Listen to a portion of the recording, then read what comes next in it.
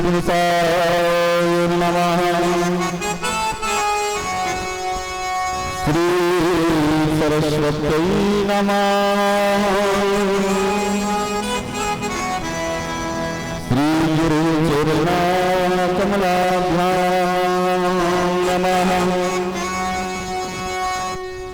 वंशी विभूषितकरां नवनीराधारं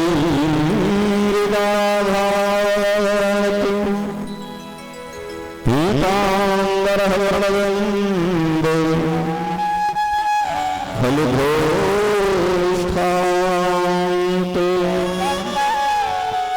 पूर्णेन्द्रः सुन्दरामुखादुदर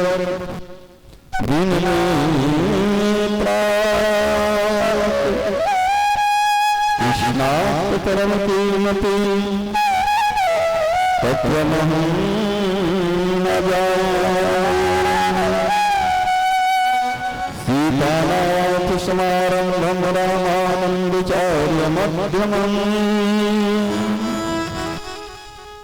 अस्मदाचार्यपर्यन्तां वन्दे गुरुपरम्पराम्। नारायणाकृत्यं वरं चैव नरोत्तमं सरस्वती व्यासं ततो जयमुदीरये।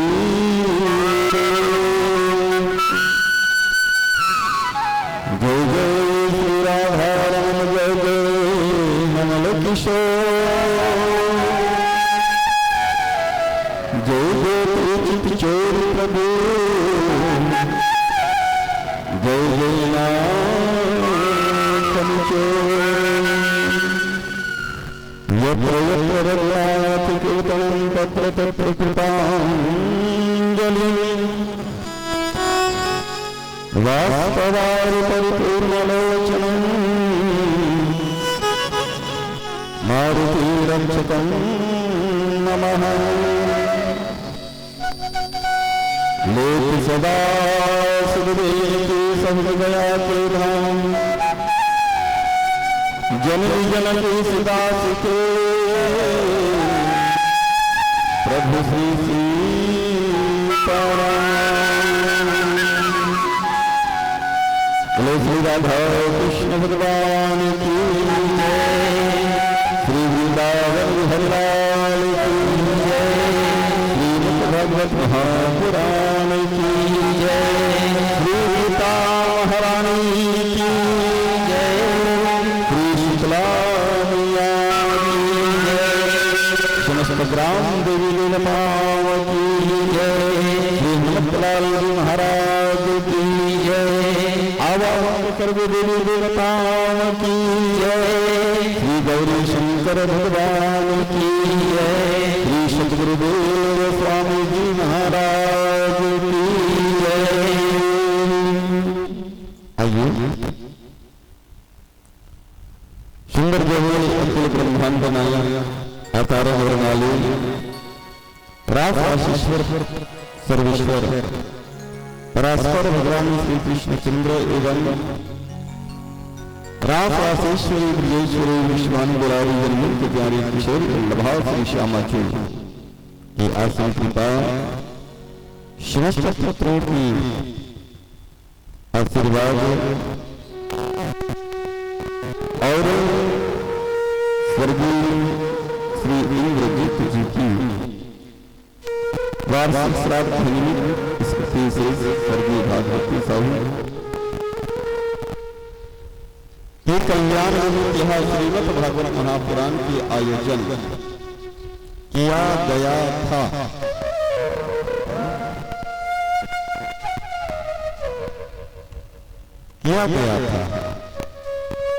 और आज यज्ञ पूर्णाहुति को लेकर के हम और आप सुंदर यही भरा पावन मंच में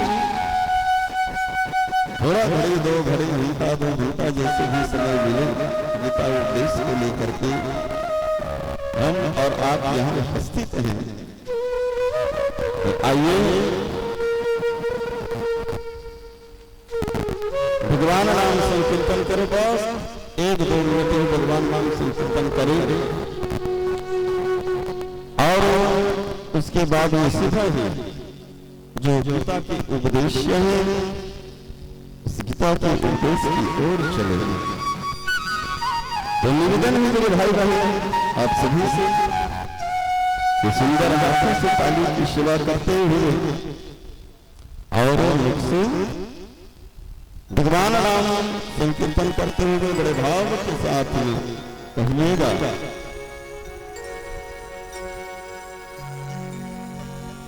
हरे राम हरे राम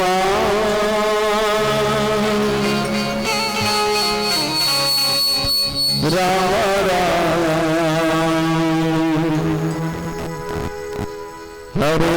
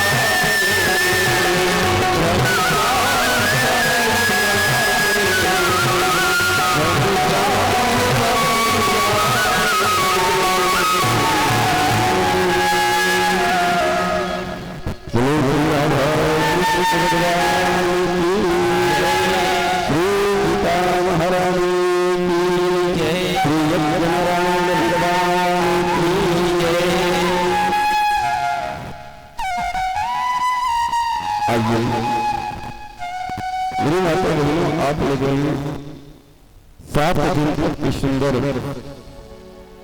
भगवान श्री कृष्ण के वांग मूर्ति भूत स्वरूप श्रीमद् भागवत महापुराण के आयोजन इसकी कथा तो आप सभी ने श्रवण किया और कल श्रीमद् भागवत महापुराण की जो कथा है वो विश्राम लेंगे। स्वामी श्री सुखदेव जी महाराज अपने आश्रम को चला गए और सुंदर संध्या समय में भगवान की शोभा यात्रा भी हुआ, गली भ्रमण हुआ, गांव के जितने भी देवी देवता है सबको धन्यवाद दिए कि प्रभु माता जी आपकी कृपा से आपके आशीर्वाद से निर्विघ्न रूप से यह कार्यक्रम सफल हुआ और वास्तविक कार्यक्रम सफल हुआ। और भैया तो बोल रहा था कि महाराज ज्यादा समय नहीं लगेगा, सीधा आएंगे सीधा ही जाएंगे, लेकिन आप लोगों की श्रद्धा को देखते हुए भक्ति को देखते हुए 11 साढ़े 11 हो गए। यहाँ तक कि हम लोगों को भोजन करने के लिए भी 12 बज गए, केवल 10 मिनट बचा था 12 बजने के लिए। घड़ी बंद करके हम लोग भोजन किए, 12 बज जाता तो वैसे ही सो जाता है ना, कि 12 बजे के बाद में खाना निषेध है। तो 10 मिनट में ही हम लोग भोजन किए और सुंदर मोटेश्वरी का दर्शन, माता शीतला मोटेश्वरी, रास्ते में जितना भी देवी देवता मिले, गुरु श्री घासीदास जी महाराज है ना। और हम तो ऐसे हैं, यही तो सब जगह जाता है। हम गिरौदपुरी में गए और वहाँ जो अमर गेट है, रात्रि में गया था तो छाता पहाड़ वगैरह तो नहीं जा पाए, लेकिन गिरौदपुरी को सुंदर दर्शन किए 2-3 घंटा नहीं रुक करके। सुबह यात्रा में यही पास में कुर्रा गांव है, भाटा गांव के आसपास बहुत कुर्रा बोलता है, वहाँ भी मुसलमानों की बस्ती है, बहुत मुसलमान है, मदरसा है, अजान होता है और वहाँ के मुसलमान भी बहुत सम्मान करते हैं। 3 साल तक के भागवत हुए वहाँ हमारा। एक दिन हम जो वहाँ अजान करते हैं उसको कहा भैया हम जा सकते हैं नहीं तुम्हारी मस्जिद में? कहने लगे महाराज पूछने वाली बात थोड़े है, तो सब तो एक है। हाँ बस मानने में जो है अनेक है। एकम विप्र बहु एकम सत्यम विप्रम बहुधा वदन्ति। सत्येश्वर तो एक है, उसमें भिन्न कहाँ से होगा? हम तो जो मस्जिद में भी जाते हैं माथा टेकने के लिए, बटना हॉस्पिटल में चर्च है, वहां भी चले गए, वहां भी चले गए।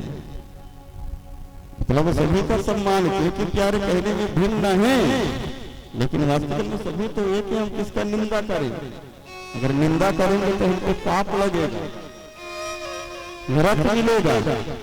किसी का निंदा नहीं करना चाहिए। जितना हो सके मेरे भाई बहन सबका सम्मान करो।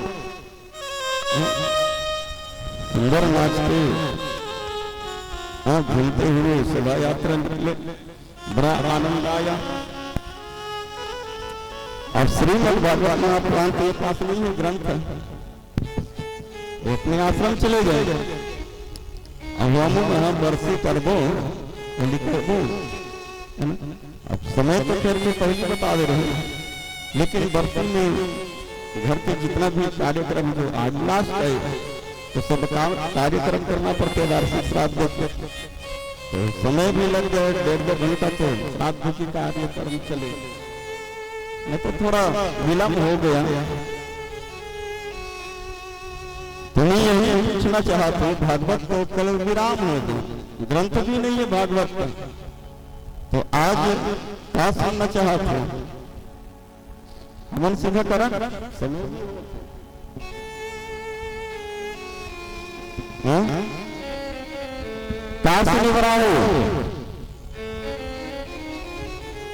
अब जब तक नहीं पता तब तक मैं कैसे बताऊं? अब जिला सुनाना भी सोलत के 7 दिन तक सुना रहे, और आज का सुनी बरा हो गीता। अच्छा सभी सुनना चाहते गीता, ठीक है, भगवान की कृपा है, गुरु की आशीर्वाद है भैया। 7 दिन तक के अगर मैं भागवत सुना सकता हूँ, 1 घंटा गीता को सुना सकते हैं, सुना नहीं सकते नहीं, लेकिन गीता कौन न सुनाई जैसे जानते हो? तुम्हारे गांव सुनाते नहीं गीता, कौन न सुनाते हैं? बताओ ना, वो कौन न सुनाते गीता? जो मनवासन में पोटोर लंबा श्वास चलाते, पानी डाल के कहीं भटक नहीं सके, एक जो है लाश की तरह पड़ा रहता है मेरे माता बहनों, न तो वो देख सकता है, न सुन सकता है, न कुछ कर सकता, बस एक मिट्टी की तरह पड़ा रहता है, मुर्दे के समान। पता नहीं अब तब कितना समय उसका प्राण निकल जाए।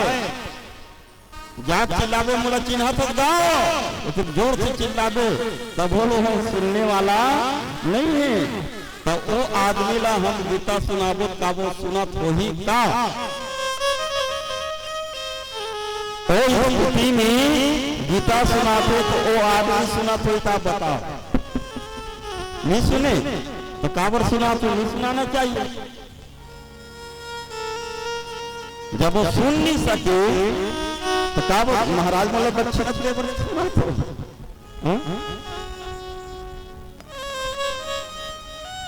जोर जोर से चिल्लावे तो वो सुन नहीं सके, तो महाराज जाके स्मृति में पढ़े धर्म क्षेत्र कुरुक्षेत्र समय होता है दसवां, उसने पढ़े तो समझ सकी वो, तुम न समझो क्या बोले थे ना, तो तुम नहीं समझो तो समझ सकती।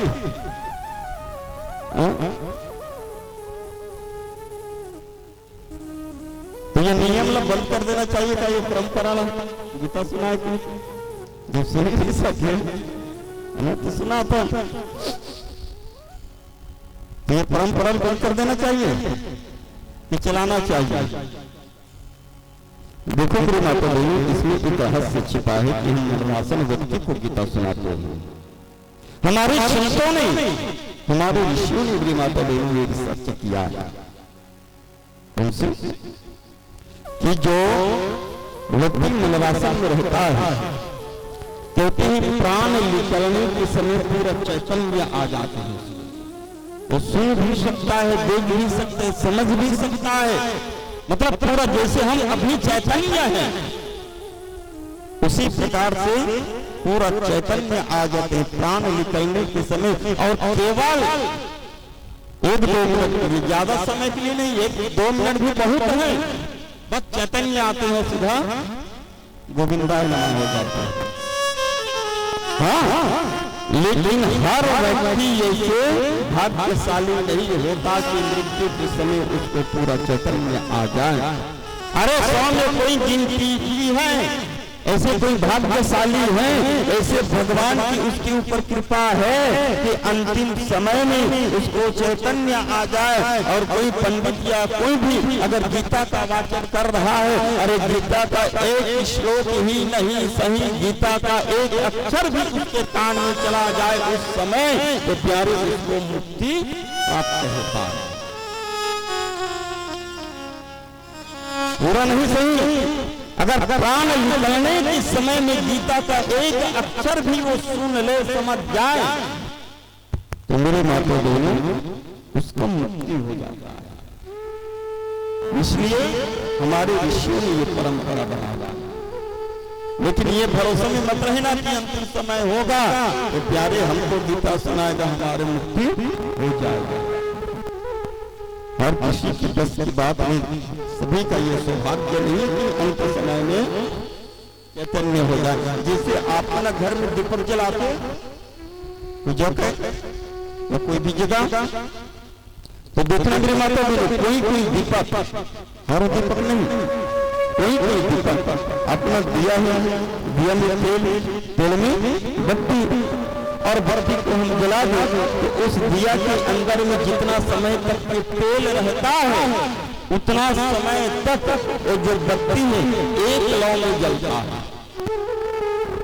एक लौ। और जब दिया का तेल समाप्त हो जाता, समाप्त हो जाए, तब ये बत्ती शुरू से अंतिम तक जलते जलते जलते जलते आता है और बुझाने के समय में एक भभक जाता है, तुरंत भभकेगा और शांत हो जाता है। उसी प्रकार से मनुष्य भी अंतिम समय में कोई भाग्यशाली मनुष्य पूरा चैतन्य हो जाता है और उस समय गीता का एक श्लोक ही नहीं सही, अरे एक गीता का अक्षर कानों में चला जाए तो प्यारी को जीव का मुक्ति हो जाता है। लेकिन हर का बस की बात नहीं, हर दिया जो है भभकने वाला नहीं है, कोई तो आधा बीच में ही बुझ जाते हैं। और चलो ठीक है, अगर घर में मृत्यु हो रहा है तो कहीं हम उपाय करेंगे, गंगा जल पिलाएंगे, तुलसी जल पिलाएंगे, गीता सुनाएंगे। लेकिन मेरे भाई बहन देखो, इस भाग की दुनिया में कोई कुछ नहीं कर सकता। लोग तैयार होकर के निकलता है कि हम राजू जाएंगे, अभनपुर रायपुर जाएंगे, तैयार होकर के निकलता है लक्ष्य बना करके कि हम रायपुर जाएंगे। लेकिन मेरे माता बहनों जाते जाते बीच में अगर कुछ हो जाए, घटना घट जाए और उसी समय इस पाठ में ही वज्रदा नमा हो जाए तो कौन जाएगा इसको गीता सुनाने के लिए? अरे कौन जाएगा गंगा जल बनाने के लिए? क्योंकि जिंदगी का कोई ठिकाना नहीं है। क्षण भंगुर है ये जीवन, क्षण भंगुर जीवन की कलिका कल्पात को जाने, खिली न खिली मान या चल कर सूची शीतल मंद सुगंध शरीर खिली न सुमर ले है नाम हरि रसना, अंत समय फिर हिली ना हिली। अंत समय की भरोसा नहीं बन रहा हो कि जब बूढ़ा हो गो, बुढ़ापा यही, तब भगवान के नाम ले गो। अरे जिंदगी भर तो संसार के नाम ले था, हमारे एक बार भगवान के नाम नहीं मुक्ति आने वाला नहीं है। और एक चीज और बताओ, वेद कहता है कि राम का नाम कितने अक्षर का है? 2 अक्षर का, हाँ 2 अक्षर का है। और शरीर का पूरा अंग कितने अक्षर से बना है? बाल 3 अक्षर, 2 अक्षर, सीन 2 अक्षर, आंख 2 अक्षर, नाक 2 अक्षर, दांत 2 अक्षर, जीभ 2 अक्षर, हाथ 2 अक्षर, पैर 2 अक्षर, पीठ 2 अक्षर, पेट 2 अक्षर, कान 2 अक्षर, पूरा शरीर ही 2 अक्षर का बना है। लेकिन 2 अक्षर का शरीर ही याद रहता है, 2 अक्षर का राम मुख से निकलने वाला नहीं है। जाना भी रहना जा, मान लो बात कोई जगह फट गई नहीं, एक दाई किसी एक दाई एक दादा एक दाई कहा तो मरबे ताई बन के अंतमति सो गति। जेकर स्मरण करते करते जीव निकलता है मेरे माता बहनों, यही मिलता है, वही शरीर मिलता है। इसलिए संतों ने कहने लगा कि प्यारे एक तो राम के नाम मुख से निकलने वाला नहीं है। इसलिए जब समय मिले तब से राम राम राम राम राम राम राम राम राम राम जपते रहो, भगवान की कृपा होगा कि मृत्यु के समय राम निकल जाएगा तो प्यारे कल्याण हो जाएगा। लेकिन क्या उसके लिए क्या करना पड़ेगा? हमेशा अभ्यास करना पड़ेगा। हाँ, हमेशा अभ्यास। और जब तक अभ्यास नहीं करोगे, अभी से जब तक शुरू नहीं करोगे तो प्यारे अंत के भरोसे में मत करत करत अभ्यास के जरमति होती सुजान, अरे रसरे आवत जात ही सिल पर पड़त निशान। गाँव मन में कुआं है, पहले पत्थर चारों तरफ बांधे रहा है, लेकिन पुराना कुआं मन में देख देना ऐसे लाइन लगे, नाली बरोबर बन गए रस्सी के चिन्ह से। तो रस्सी में उतना ताकत है, उतना शक्ति कि पत्थर में निशान कर दे। उतना शक्ति नहीं है मेरे भाई है, उतना ताकत नहीं है रस्सी में। लेकिन एक बार दो बार नहीं, हमेशा घर्षण हो रहा है, हमेशा घर्षण हो रहा है। तो एक दिन वही रस्सी से पत्थर में भी निशान पड़ जाता है। उसी प्रकार हमेशा राम राम राम राम राम राम राम कहते जाओ तो एक दिन ऐसा अभ्यास भी। गीता, गीता मेरे माता बहनों अभेद ही ये गीता।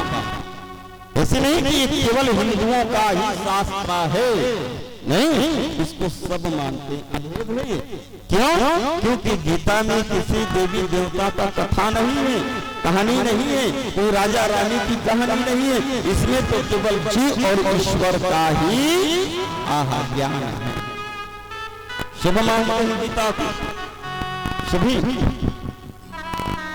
अभेद ही गीता। अब देखो मेरे भाई बहन, भागवत में 10 जो है तत्व बताया गया। श्रीमद् भागवत में 10 तत्व है। तत्र सर्व विसर्ग चा स्थानम दोषनम उपया मानवंतरे सानु कथा निरोधो मुक्ति आश्रया। ये 10 तत्व श्रीमद् भागवत महापुराण में है, लेकिन गीता में मेरे माता बहनों कहा कि 5 तत्व बताया। 5 तत्व कौन कौन सी? ईश्वर, जीव, प्राकृतिक, इसको माया भी कह सकते हो, है ना, प्राकृतिक, काल और कर्म। ये 5 तत्व गीता में 18 अध्याय है, 700 श्लोक हैं गीता में। जीवन की हर समस्या का समाधान मेरे माता बहनों गीता में आप पा सकते हो। लेकिन विलंबन यही है, 10 फूला में रखे अगरबत्ती जला था तब तो पत्ता जल गए। फूला में रखे अगरबत्ती जलाए से कुछ होने वाला नहीं है। अरे कुछ नहीं तो अरे ज्यादा एक अज्ञान, अरे एक श्लोक पढ़ो, केवल रखे से काम चलने वाला नहीं है। भैया कौन बीमार है, डॉक्टर को ले दवाई ना ले और दवाई ना के अलमारी में रख दे, बोला नहीं खा दे तो रोग दूर हो ही नहीं हो। इसमें प्रकार की ये भी है, ये भी दवाई है। और इसको जब तक नहीं खाओगे तब तक मेरे भाई बहन शरीर का रोग कभी जाने वाला नहीं है। भगवान नाम की औषधि है, राम नाम की औषधि खरी नियत से खाए, अरे अंग रोग व्यापे नहीं और भाव रोग मिट जाए। भगवान की औषधि है। और जिसने राम नाम की औषधि खाया है मेरे माता बहनों, यही लोग और परलोक को भी साथ लिया है। ऐसी गीता है। और मेरे भाई बहन गीता कहाँ से प्रारंभ हुआ है? तो वही युद्ध के मैदान। आप सभी जानते हो गीता का भूमिका महाभारत से ही बनता है। क्योंकि वहीं प्रागट्य हुआ है। कौरव और पांडव में महाभारत का रचना हुआ। 18 अक्षौणी सेना है और 18 अक्षौणी सेना आज कुरुक्षेत्र में सभी जो है युद्ध करने के लिए तैयार है, अपना अस्त्र शस्त्र उठा लिया है। अर्जुन कहने लगे कि कैसे मेरा ये जो रथ है उस रथ को दोनों सेनाओं के बीच में ले चलो। क्यों? क्योंकि मैं देखना चाहता हूँ क्या कि प्यारे मैं किसके किसके साथ में युद्ध करूंगा। अरे ऐसे कौन महारथी है, ऐसे कौन राजा है जो ये दुर्योधन के साथ देने के लिए आया है। मैं उन सब को देखना चाहता हूँ।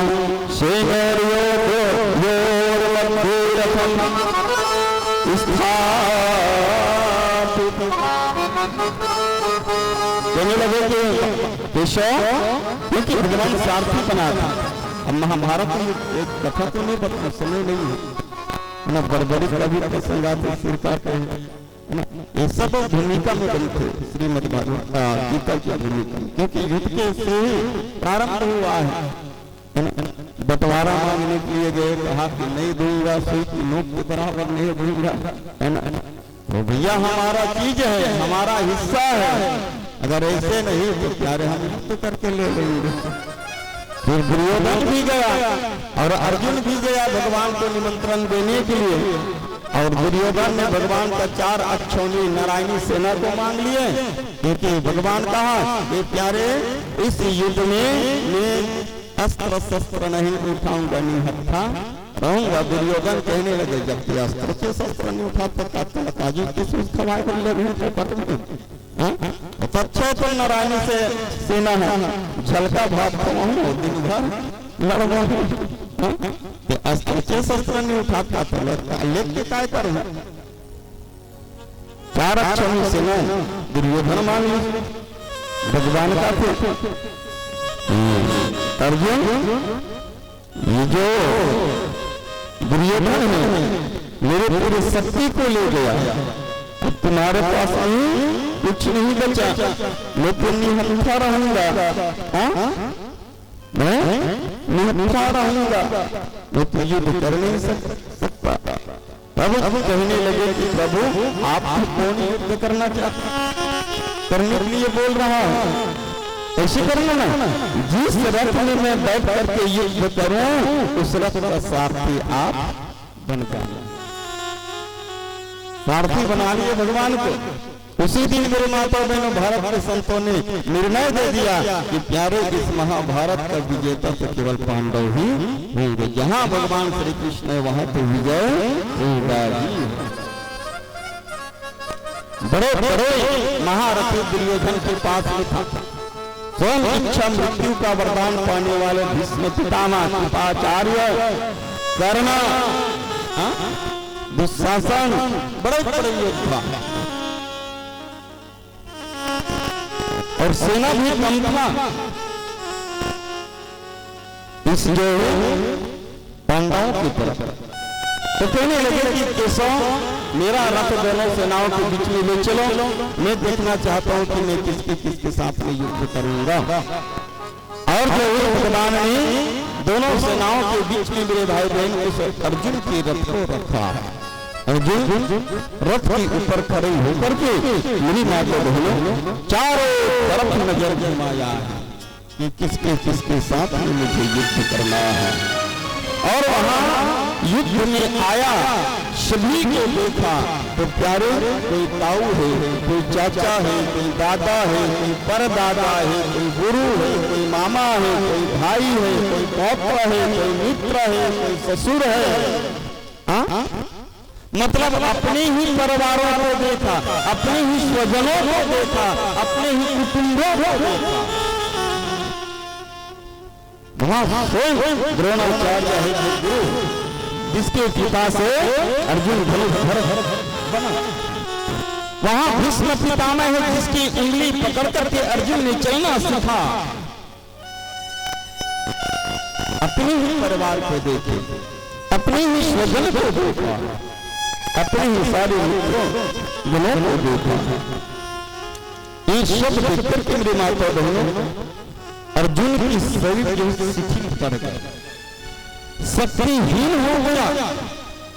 यहाँ तक कि उस धनुष को अपने हाथ में उठाने का शक्ति नहीं था अर्जुन के हाथ में, गांधी को उठाने का शक्ति नहीं था, ताकत नहीं।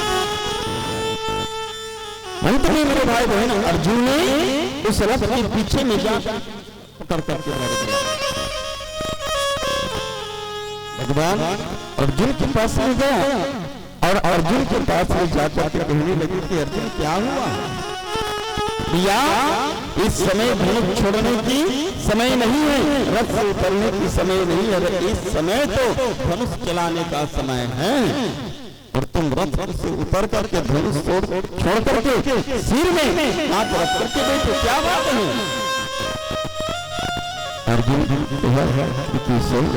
देखो यहाँ जितना भी आया है सब मेरा ही परिवार है, कोई चाचा है, कोई ताऊ है, कोई दादा है, परदादा है, मित्र है, ससुर है, मामा है, मेरे मित्र जन है। अरे दुर्योधन चाहे कुछ भी हो जाए, चाहे कितना बड़े पाखंडी पापी हो, लेकिन मेरा तो भाई है, मेरा भाई है।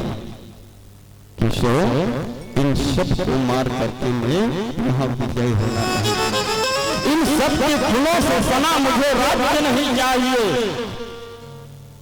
इन सब को मार करके मैं राज्य करना नहीं चाहूंगा। भले मैं भीख मांग करके अपने जीवन यापन कर लूंगा, लेकिन इस सब को मार करके मैं राज्य नहीं करना।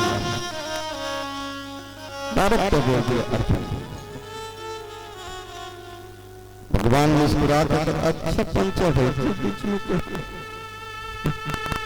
अच्छा पंचर पहले घर में हो जाते पंचर तो तुम धुरा है, मतलब कहे कि अर्जुन अगर तुम नहीं मारोगे तो वो सब तुम्हें मार देगा, कहने लगे वो सब मुझे मार दे, तैयार हूं मैं, लेकिन मैं उन लोगों के ऊपर युद्ध नहीं करूंगा। अरे किसको मारोगे? उस गुरु द्रोणाचार्य को, जिसके कारण मुझे समस्त शास्त्रों का विद्या मिला है।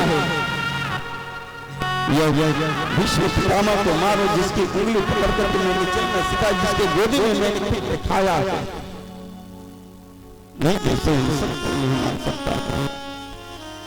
मेरे भाइयों बताओ, भगवान ये सब तो बोले कि अर्जुन तुम तो नपुंसक की तरह बात कर रहे हो, अगर भीख मांगने का ही, भीख मांगकर के जीवन चलाने का अगर सोच ही था तो प्यारे इतना बड़े आयोजन क्यों किए? पहले ही बोल देता मैंने युद्ध का तैयारी करके आया, तो उस समय बोल देता कि नहीं नहीं हमको युद्ध नहीं करना है, हम भीख मांग करके खा लेंगे। लेकिन अर्जुन मेरे साथ में जाकर क्योंकि पूरा सबको निमंत्रण दिया, मुझे भी निमंत्रण दिया, यहाँ तक कि अर्जुन और भगवान श्री कृष्ण ने वही कुरुक्षेत्र को चुना, दोनों गए था चुनने के लिए, क्योंकि प्यारे उसको जो है गुरु नाम के राजा को भगवान ने आशीर्वाद दिया, वरदान दिया कि एक क्षेत्र में कोई भी जीव आकर के मरेगा प्यारे उसको सहज में मुक्ति मिलेगा। जिससे गया सुर को जो है वरदान दिया है नारायण ने, उसी प्रकार से मेरे माता बहनों उस जो है गुरु नाम के राजा है उसको भी आशीर्वाद दिया है कि कोई भी जीव यहाँ आकर के मरता है, उसका मृत्यु होता है, तो प्यारे उसको सहज में मुक्ति मिल जाए। तो भगवान वही स्थान को चुना कि प्यारे पता नहीं कितना निर अपराध आएंगे, हजारों लाखों की संख्या में वहां मरेगा, तो सबका भी कल्याण होना चाहिए। इसलिए भगवान जो है उसी मैदान को चुना है। कहने लगे कि केशव मैं सुना हूं, अर्जुन बड़ा विद्वान ज्ञान की बात करने लगा। अर्जुन कहने लगा कि हे केशव मैंने सुना है इन सब को मारूंगा तो मेरा कुल नष्ट हो जाएगा, वहां की स्त्रियां दूषित हो जाएंगे, और दूषित स्त्री से अगर बच्चा उत्पन्न न हो तो प्यारे तो वर्ष संख्या कहलाएंगे। और वर्ण संकर जो पुत्र होता है उसके हाथों से पितृ लोग जो है जल नहीं लेते, जल नहीं लेते हैं। कहते हैं कि कुल की नाश ही सनातन का नाश है। नहीं चाहे कुछ भी हो जाए, ही जनार्दन चाहे कुछ भी हो जाए, मैं ये युद्ध नहीं करूंगा। बड़ा बड़े बड़े विद्वान की तरह अर्जुन बोलने लगा। भगवान मुस्कुरा करके कहने लगा कि अर्जुन तुम तो बड़े विद्वान हो गए, बड़े ज्ञानी की तरह बात कर रहे हो। तो भगवान ने उसको उपदेश दिया है। मेरे माता बहनों, ये गीता क्या है? दूध है मेरे भाई, दूध है। जितना भी समस्त वेद शास्त्र है उसको गाय बनाया, अर्जुन को बछड़ा बनाया, और भगवान श्री कृष्ण स्वयं एक ज्वाला बनकर के समस्त शास्त्रों वेद का निचोड़ किया है। कहते हैं सर्वोपनिषदो दोधा गोपाल नंदन पार्थो वत्सुधि भोगान दूरम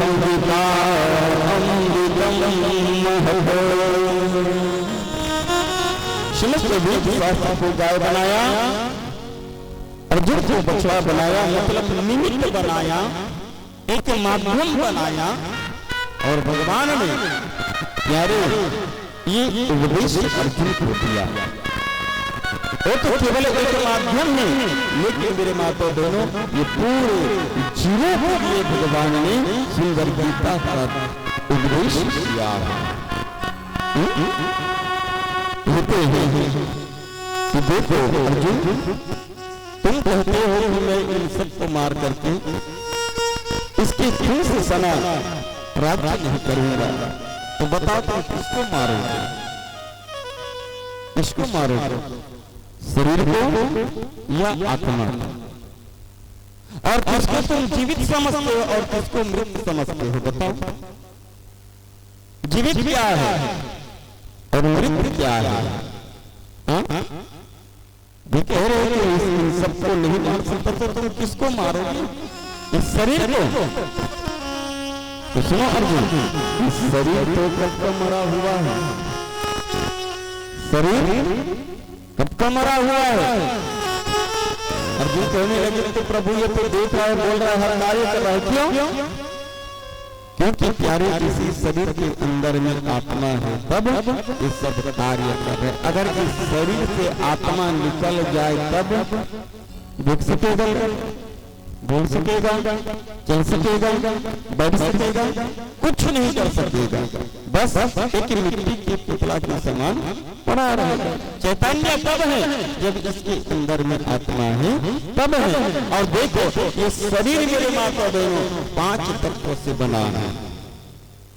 शरीर 5 तत्वों से बना है। चित्त जल गगन शरीरा पंचरत्या अधम शरीरा। जगत भी अंदर में, आग भी है, आकाश तत्व भी है, धरती तत्व भी, पृथ्वी तत्व है, हवा तत्व है। मतलब 5 प्राकृतिक मेरे माता बहनों, इन सब का समूह से ये शरीर बना। और ये केवल कहने का नहीं, बल्कि आप लोग अनुभव कर लेंगे, प्रैक्टिकल इसको देखें। और कैसे देखोगे बताओ? रात में देखिए, अभी ठंड के मौसम रही, कड़ाके की ठंड है, और आप जो है मॉर्निंग वॉक में निकल जाओ, 4-5 बजे जो भी हो, जितना समय आपको मिले सूर्य उदय से पहले, और आप 1 से 2 किलोमीटर इतना बल भर के ताकत लगा करके जाओ, ज्यादा नहीं, केवल 1.5 किलोमीटर दौड़ो, ताकत लगा।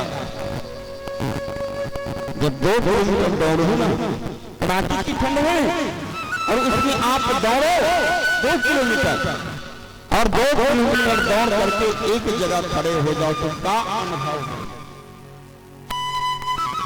कुछ अनुभव हो ही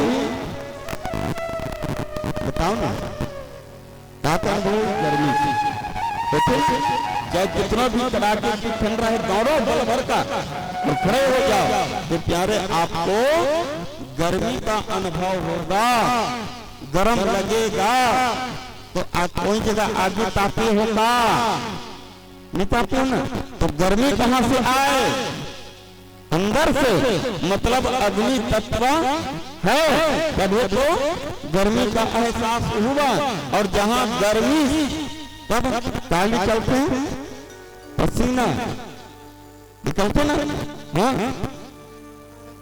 तो कहीं ऊपर से पानी छींचते होगा? नहीं, कहां से निकले? अंदर से, मतलब जल तत्व है अंदर। और जैसे पसीना यानी तो एक सुख जब आकाश तत्व है और उसके बाद उसे घिसो तो काली कली मिट्टी अर्थात पृथ्वी तत्व है, सौंप देता है मेरे माता को। ऐसे करते करते मेरे भाई बहन आप पूरे जो है 5 तत्व का अनुभव कर सकते हो इस शरीर का।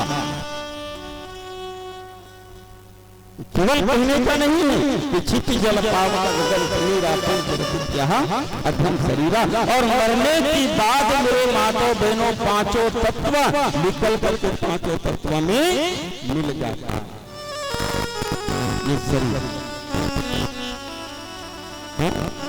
ये शरीर तो नाशवान है। अरे सुख पाना दुख पाना ये शरीर का धर्म है। सुख मिलता है इस शरीर को मिलता है, दुख मिलता है इस शरीर को मिलता है। जो ठंडा हवा आ रहा है इस शरीर के लिए है, जो गर्म हवा आते हैं ये शरीर के लिए है। और जिस अंग को मारोगे वही दर्द करेगा। अब तो इतने लगे हैं तो वो लगा भेटा नहीं, इसी शरीर से पूरा अंग मर, लेकिन एक हाथ का मार तो केवल यही दर्द हो ये ना होते। ये हामला मार गई केवल यही दर्द हो, ये हामला होने वाला नहीं। इस पैर को मारोगे केवल यही दर्द होगा, दूसरे पैर को नहीं होगा। पीठ को मारो तो केवल पीठ को ही दर्द होगा, पेट को होने वाला नहीं। मतलब जिस अंग को मारोगे उसी में दर्द होगा, दूसरे अंग को होने वाला नहीं है। अगर दर्द सहने का भी धर्म इसका है तो इसी शरीर का है। सुख दुख हानि लाभ ठंडा गरम दर्द जो भी है तो ये शरीर का धर्म है। माता मरना इस शरीर का धर्म है ना। लेकिन देखो अर्जुन एक प्रश्न किया,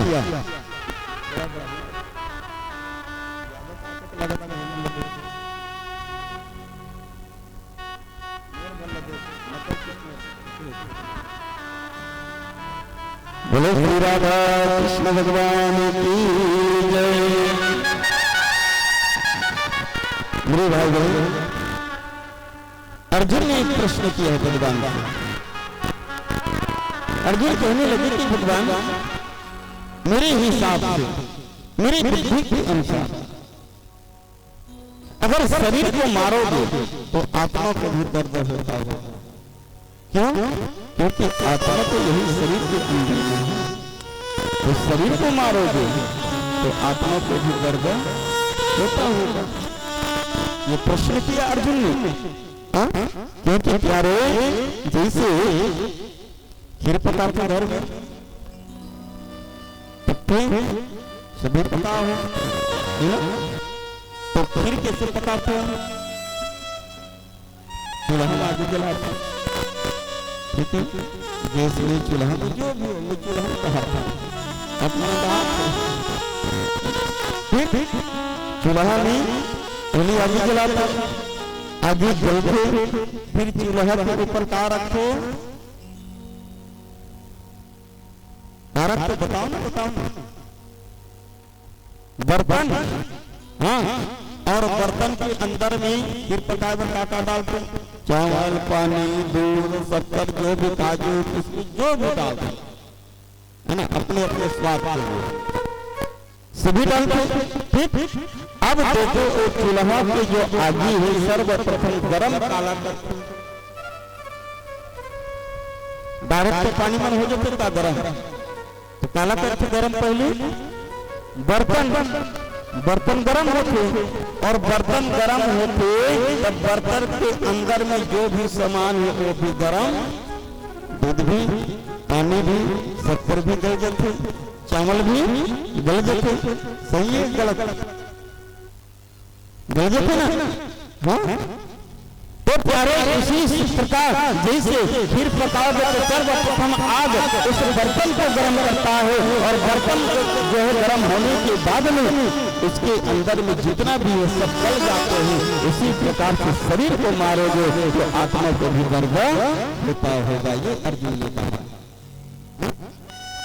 भगवान कहने लगे विवाह अर्जुन बहुत बुद्धिमान है। भगवान कहने लगे ठीक है, देखो चूल्हा की आग सर्वप्रथम बर्तन को तपाता है, गर्म करता है, फिर उसके अंदर में जो भी सबको गला देते हैं। लेकिन कभी कभी मेरे माता दोनों जो है चावल के साथ साथ कंकर, रोटी, छोटे बड़े जो भी है तो चूल्हा के आगे गोपिल बोले तो कंकर लगन गला देते का गलते, छोटे रहे चाहे बड़े रहे, जो का क्यों रहता है वो कंकर गलने वाला नहीं है। इसी प्रकार से मेरे माता बोले आत्मा को दर्द होने वाला नहीं। शरीर को मारोगे तो शरीर को दर्द होगा, आत्मा को तकलीफ होने वाला नहीं है। मतलब ये शरीर सबका मरा हुआ है, चैतन्य का है, जब इसके अंदर में आत्मा है तब वो चैतन्य है। और कहते हैं कि प्यारे आत्मा के बारे में कहा, आत्मा तो कभी मरने वाला नहीं है। एक केवल और केवल एक शरीर को छोड़कर के दूसरा शरीर में प्रवेश करता है। जैसे ये कपड़ा पुराना हो जाए, जर्जर हो जाए, फट जाए, तो प्यारे हम इस कपड़ा को छोड़ करके दूसरे कपड़ा पहनते हैं। सिर्फ कपड़ा ही बेकार होता है, आदमी वही रहता है ना, तो दूसरे वस्त्र धारण करता है। उसी प्रकार से इस शरीर का अवधि जब पूरा हो जाए,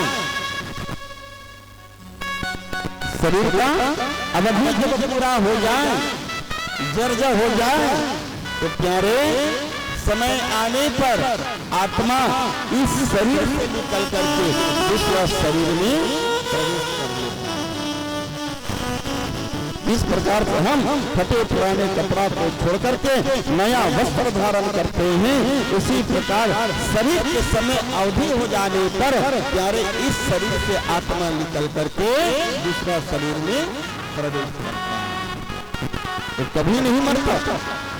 गीता में कहा कि नैनम छिंदति शास्त्राणि नैनम दहति पावकाना चैनम क्लेशदायको न सोच्यते मारुताः। इसको कोई अस्त्र शस्त्र काट नहीं सकता, आत्मा को जल इसको गला नहीं सकता, हवा इसको उड़ा ले जा नहीं सकता, आकाश सोच नहीं सकता, अग्नि जला नहीं सकता। ये तो अजर है, ये अमर। अजर के मतलब जानते हो? अलग हो जाते अजर, अमर दो शब्द है नहीं, अजर और अमर केवल एक एक शब्द लिया है। अमर भर आत्मा के लिए कहा गया है, अजर और अमर। अजर की मतलब ये है जिसका कभी परिवर्तन छोटे बड़े ना है, जो बढ़े ना और ना घटे ना, एक समान रहे, वो है अजर और अमर, जिसका कभी मृत्यु ना हो। वो है अमर। तो ये आत्मा अजर है, अमर है, भूत भविष्य वर्तमान जो तीनों काल है, तीनों काल में एक समान रहता है, इसको कहते हैं अजर। प्रथम बिंदु निवेदन किया था और श्री व्यास जी महाराज ने श्रीमद् भागवत महापुराण में किसका वंदन किया, ध्यान किसका किया? सत्यम परम धीमहि, मैं सत्य का ध्यान करता हूँ। और सत्य का परिभाषा क्या बताया था मैं? जो भूत भविष्य वर्तमान में एक समान रहे, जो कभी परिवर्तन ना हो, न घटे ना बढ़े, एक समान रहे, जिसका कभी त्रिकाल में मृत्यु ना हो, वही सत्य है। जो कल था आज है और कल रहेगा, पहले था आज है और बाद में रहेगा, वो सत्य। तो बताओ सत्य ये शरीर है या आत्मा? शरीर में परिवर्तन हो सकती है,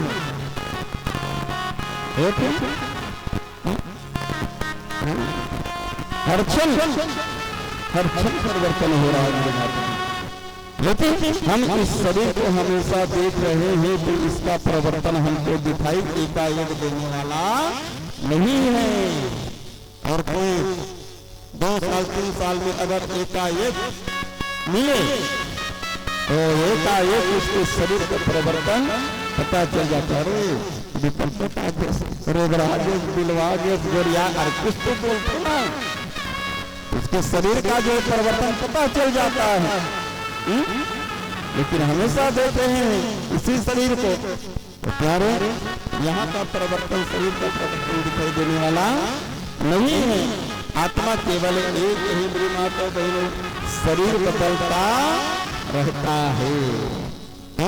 मिट्टी केवल एक है, मटकी बनाने से मटकी बना कहीं मटकी फूट के फूट का जो आकार है वो नष्ट हो गई, लेकिन मिट्टी तो ज्यों का त्यों है, फिर कुम्हार ले गए। तो सोना बताओ हमें पहले, सोना केवल एक है और जैसे जैसे आकार लेता है वैसे वैसे उसका नाम भी बढ़ता है।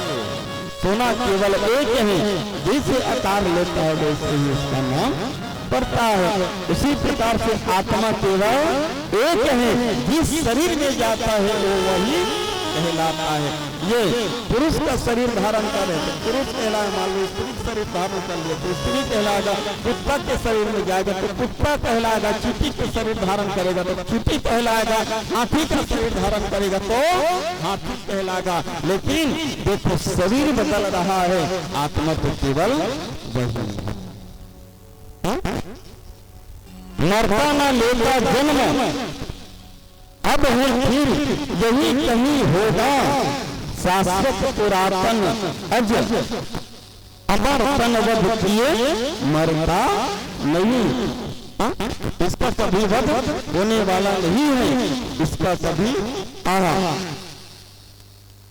समाप्त होने वाला नहीं। हर शास्त्र में कहा, पुराण में भी कहा गया इस बात को। जैसे गीता में नैनम चिंतति शास्त्राणि नैनम दहति पावकाना चैनम क्लेशदाय पूर्ण सस्ते मारताः, ये कहा है। तो पुराण में कहा है कर दे इसके टुकड़ा, ये ताकत नहीं तलवार में, दे जला दे इसको नहीं, ये तब हरगिज नार में गर्भ पानी कर नहीं सकता, इसको घर में सुख नहीं सकता है, बात की जलगार में। ऐसा घर तुम्हें मेरी माता बहनों आत्मा के बारे में ही बता दो कि शाश्वत सत्य केवल यही है। जैसे सैलून जाते ब्यूटी पार्लर, वहां एक बहुत बड़े दर्पण रहते, दर्पण हाँ एक ही है, लेकिन एक दिन में पता नहीं कितने आदमी अपन चेहरा लग देख करके जा रहे।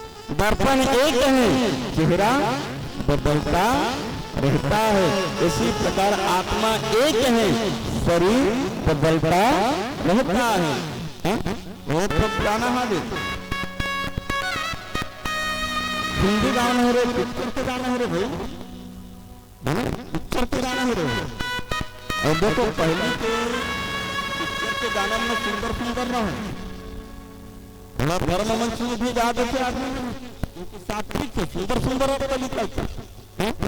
अभी थोड़े पे फलाना बदनाम, जब भी सुन गई तब भी नया लगता पुराना मन है। पिक्चर के हीरो है ना, और पिक्चर लिखा सही है, सब में स्रोत आते हैं मित्रा, वो सही लगा सकते हैं। आईना वही रहता है, चेहरा बदल जाती है। एकदम पुराना पिक्चर, सालीमार पिक्चर, धर्मेंद्र है। ये देखा छत्ती होता है, छत्ती पूरा रेडियो में गाना मुझे पहले पूरा रेडियो में गाना मुझे क्या है सुन कर जबरदस्त गाना है। अगर अंतरा नहीं है, अंतरा गाना बहुत वाला है, लेकिन शुरुआत है ना बहुत अच्छा है। तो कहते आईना वही रहता है, चेहरा बदल जाती है। आईना वही रहता, चेहरा बदल जाते हैं।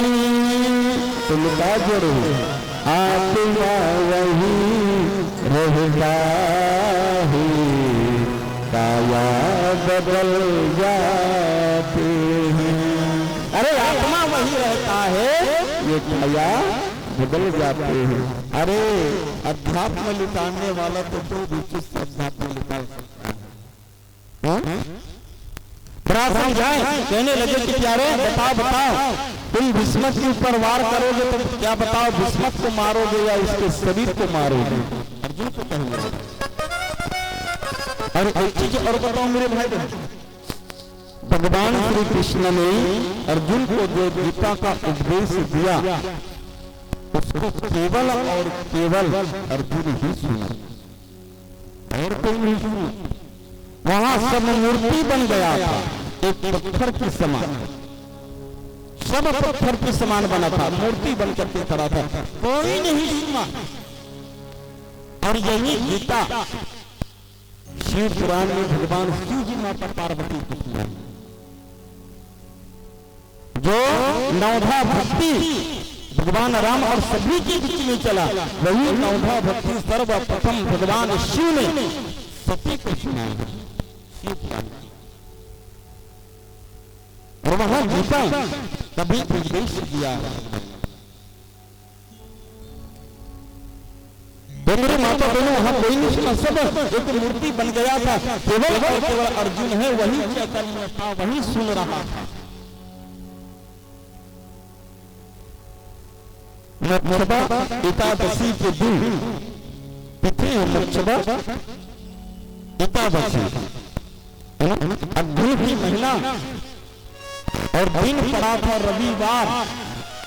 जब भगवान ने उपदेश दिया अर्जुन को, तब उस युद्ध के मैदान में भगवान श्री कृष्ण ने अर्जुन को जो गीता का उपदेश दिया, दिन रविवार था, एकादशी था, मोक्षदा एकादशी, अर्जुन की महीना था।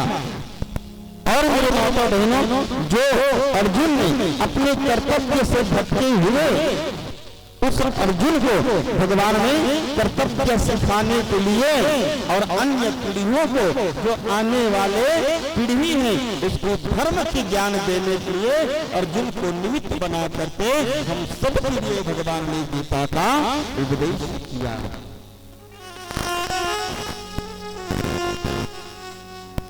कहने लगे कि अर्जुन बताओ, भीष्म पितामह के शरीर को मारोगे या प्यारे तुम जो है भीष्म पितामह के आत्मा को मारोगे? किसको मारोगे? भगवान ने एक लीला किया, वही लीला किया, उपदेश देते देते लीला किया, जो कि तो लीला पुरुषोत्तम है। कौन सी लीला किया? अर्जुन अपने सुदर्शन चक्र को प्रकट किया और सुदर्शन चक्र को प्रकट करके उस सुदर्शन चक्र को छोड़ दिया, इसके ऊपर तो भीष्म पितामह के ऊपर। अब भगवान की सुदर्शन चक्र जाकर के भीष्म पितामह के शरीर का टुकड़ा टुकड़ा टुकड़ा टुकड़ा कर रहे हैं। ये लीला है भाई, भगवान ने दिखाया अर्जुन को सुदर्शन चक्र उस भीष्म पितामह के शरीर का टुकड़ा टुकड़ा करते करते पैर से टुकड़ा टुकड़ा करते करते करते करते करते करते जा रहा है, यहाँ तक के आ गया स्थल पर। इसको भी टुकड़ा किया, लेकिन प्यारे यही एक दिव्य ज्योति था, मतलब आत्मा जो ज्योति के रूप में है, उसके पास सुदर्शन नहीं गया, उस ज्योति को काट नहीं सका, उस ज्योति को बुझा नहीं सका, वो सामर्थ्य नहीं है, सुदर्शन नहीं। भगवान कहने लगे कि अर्जुन देख लो भीष्म पितामह के शरीर को, कहने लगे कहाँ प्रभु टुकड़ा टुकड़ा हो गया, मेरा सुदर्शन कर दिया ना टुकड़ा टुकड़ा, कहने लगे कि हाँ टुकड़ा हो गया, लेकिन बताओ मेरे सुदर्शन चक्र उस भीष्म पितामह के शरीर में जो दिव्य ज्योति दिखाई दे रहा है, क्या उसको काटा, काट दिए क्या, उसको बुझा दिए क्या? अर्जुन कहने लगे कि नहीं नहीं भगवान यारे, काटना तो बहुत देर के बाद आपके सुदर्शन चक्र को उसका नजदीक भी नहीं जा पा रहा है। ये सुदर्शन चक्र इस शरीर को नष्ट कर सकता है, लेकिन मेरा सुदर्शन चक्र आत्मा को नष्ट नहीं कर सकता। कहने लगे कि प्यारे तुम क्षत्रिय हो और सबका मेरे माता बहनों कर्म होता है, ये कर्म भूमि है, यहाँ कर्म करो,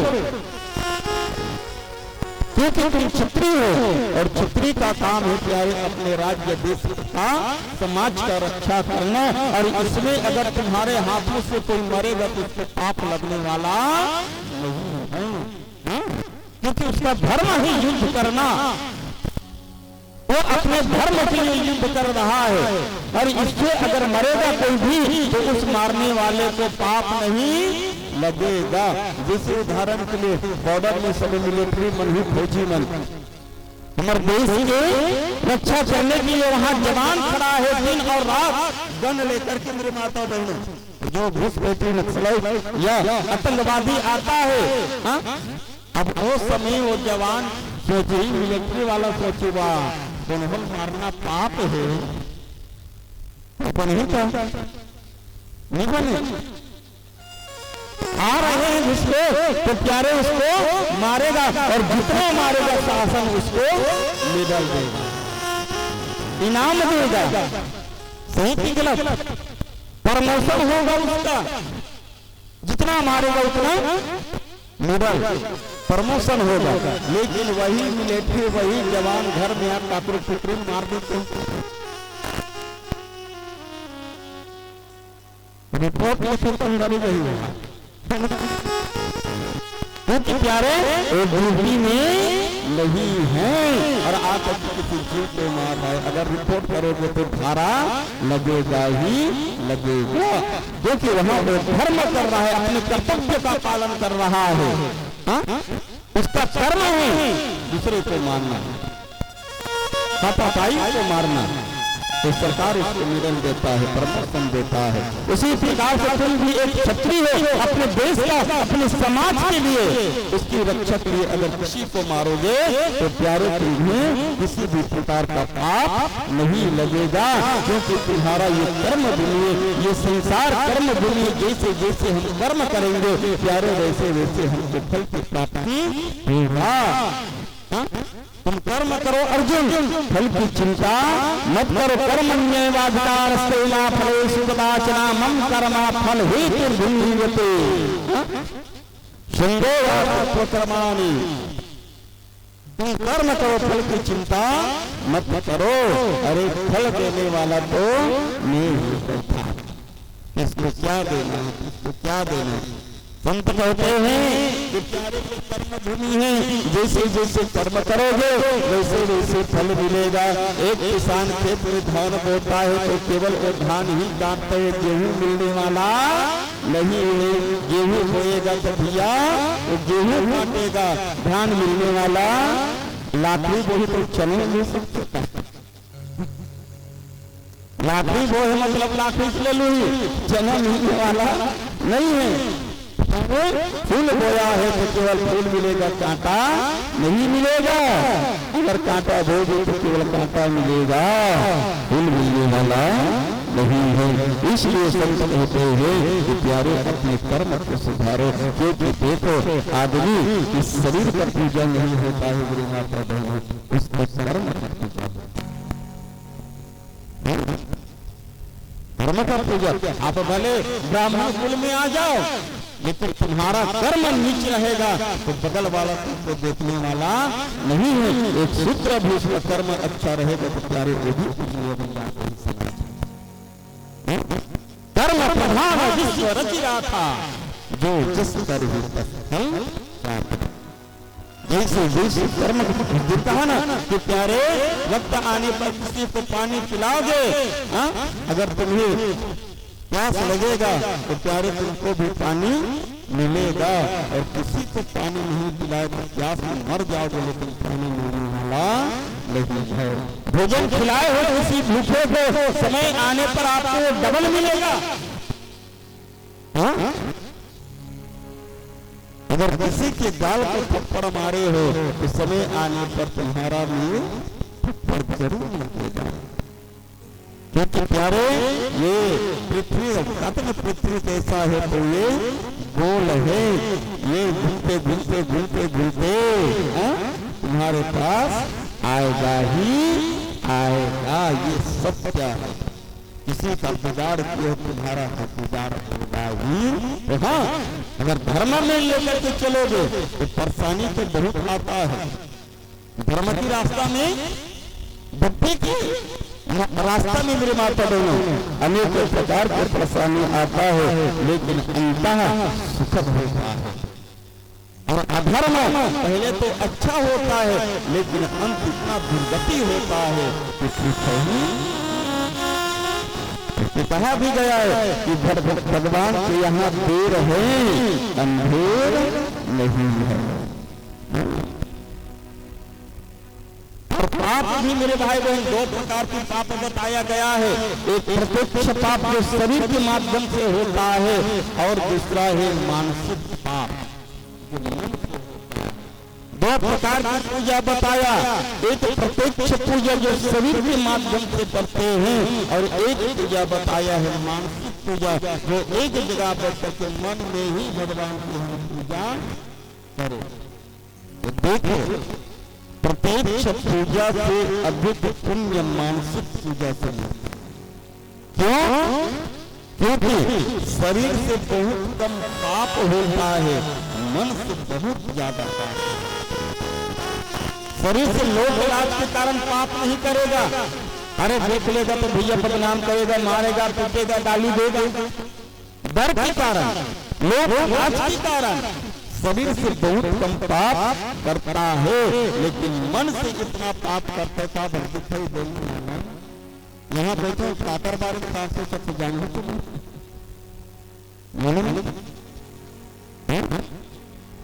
सुनना काकर बारे में 500 बगल वाला भी पता नीचे। इसलिए जो मानसिक पाप होता है वो खतरनाक बहुत ज्यादा होता है मेरी माता मानसिक। और मानसिक पूजा भी अधिक पुण्य देता, लेकिन उसमें भी सावधान रहना चाहिए। मानसिक पूजा में किसी भी प्रकार से तुम्हारा मन विचलित नहीं होना चाहिए। अगर थोड़ा भी विचलित हो गया तो प्यारे उसको पुण्य मिलने वाला मानसिक पाप। और एक होता है मनसा पाप। मनसा पाप शक करना, ये मनसा पाप है। किसी के बारे हम शक करते हैं ना, ऐसा होगा, और इसका निरादान मेरे माता बहनों शास्त्र बताया गया महाभारत में। ये पाप का मुक्ति कहीं होने वाला नहीं, मनसा पाप की मुक्ति। हाँ? खतरनाक बताया गया इस पाप। तो आते हैं ना पांडवों के जो जन्म की कथा में देवी भागवत की कथा है कि प्यारे विचित्र विद्या को हुआ था मानसिक पाप, विचित्र विद्या। क्योंकि देखो भीष्म पितामह भी जवान था और जो है माता नहीं मानसिक पाप के जो है अगर मुक्ति करना है तो बताया कि स्वयं अपने हाथों से चिता रखो और उस चिता में बैठ करके अपने हाथों से ही उस चिता में आगे लगाओ और उसी में जल करके मर जाओ, तब कहीं जाकर इतना खतरनाक होता है मनसा पाप के बारे में। तो मेरे भाई बहन कर्म के बारे में बताया और कर्म कितने प्रकार के होते हैं, कर्म कितने प्रकार के होते हैं। कर्म होता है मेरी माता बहनों 4 प्रकार के कर्म होता है। 4 प्रकार की कर्म बताया है। कौन कौन से? एक है मुख्य 3 प्रकार के कर्म, कर्म, विकर्म और आकर्म। तो 3 है, सुनो, कर्म, आकर्म और विकर्म। ठीक है, 3 है। अब 3 में अलग भुजाओ। सर्वप्रथम कर्म है, तो कर्म के 4 प्रकार है। कौन कौन से? नित्य कर्म, जीवन का, ध्यान से सुनना, क्योंकि गीता में जिस संगत करने वाला खबर जल्दी जिस संगत पाओगे तो उधर नहीं सीधा जवाब भजन करिए, सीधा हवन चाहो। थोड़ा समय 10-15 मिनट और बोल देते हैं। तो कर्म का 4 प्रकार है, ध्यान से सुनना। एक है नित्य कर्म, दूसरा है स्वधर्म कर्म, तीसरा है इच्छित कर्म और चौथा है आपातकालीन कर्म। 4 प्रकार के कर्म, नित्य कर्म, स्वधर्म कर्म, इच्छित कर्म और आपातकालीन कर्म। किसको कहते हैं? देखो, नित्य कर्म जो हम अपने जीवन में सुबह से लेकर के रात तक के जो करते हैं, जो शास्त्र संबंधी होता है ना, उसको कहते हैं नित्य कर्म। जो शास्त्र संबंधी हो, शास्त्र से जुड़ा हो, उसको कहते हैं नित्य कर्म। और कहते हैं स्वधर्म कर्म। स्वधर्म कर्म मतलब एक क्षत्रिय है, एक क्षत्रिय का धर्म क्या है? समाज का रक्षा करना, देश की रक्षा करना। एक ब्राह्मण का कर्म क्या है? कर्म कांडी करवाना, यज्ञ करना, यज्ञ करवाना, दान देना, दान लेना, समाज को सही दिशा दिखलाना, ये ब्राह्मणों का धर्म है।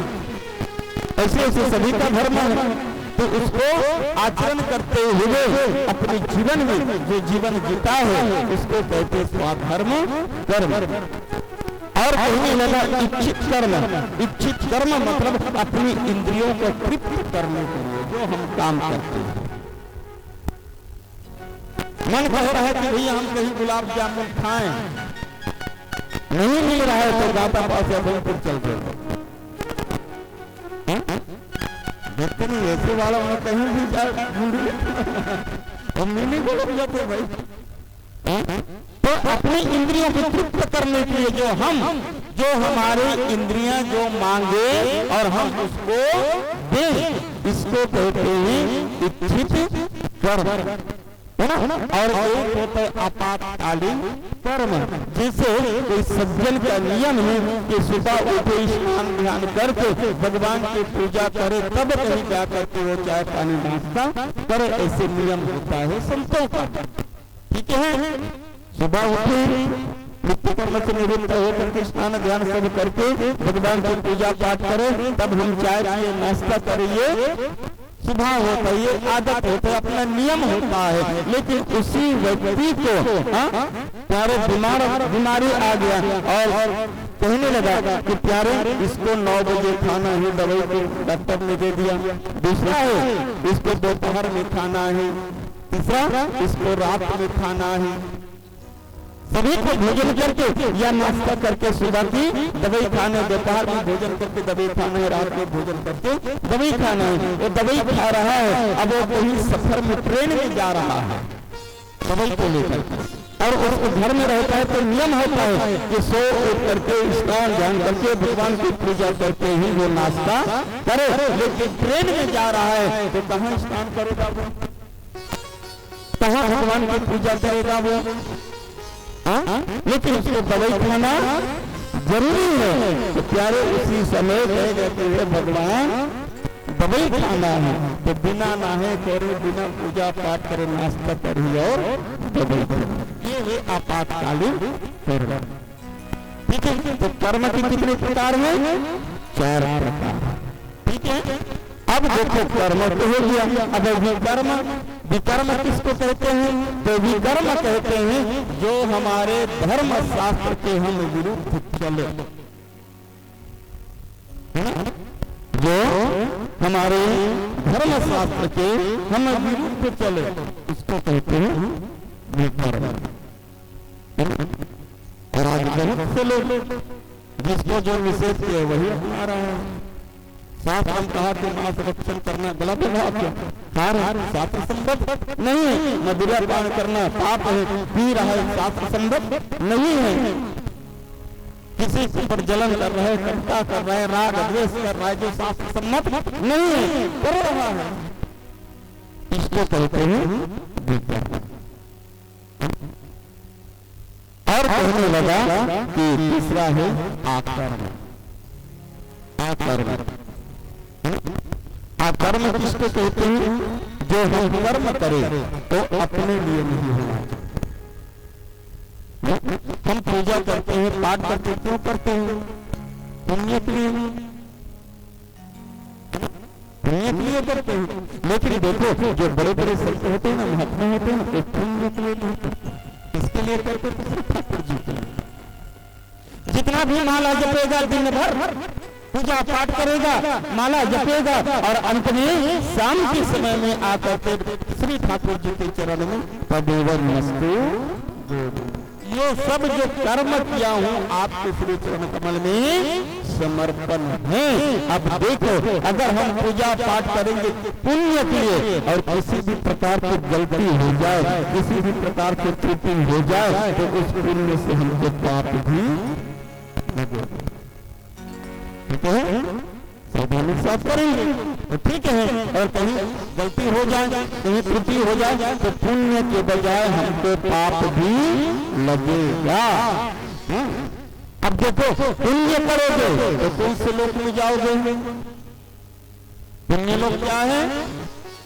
स्वर्ग। पुण्य के माध्यम से जीव स्वर्ग की प्राप्ति करता है, और पाप करोगे तो